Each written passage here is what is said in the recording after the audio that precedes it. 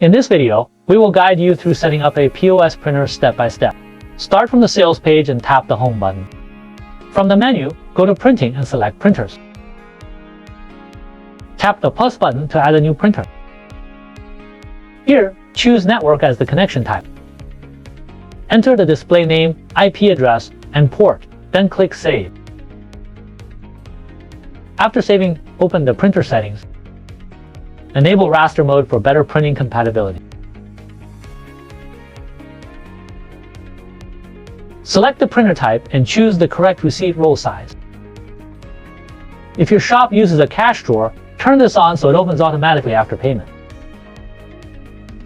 Next, select the receipt printing template.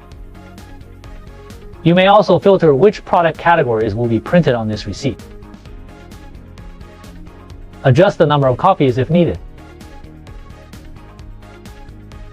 Scroll down to select templates for order slips, pre-sale slips, or QR ordering slips.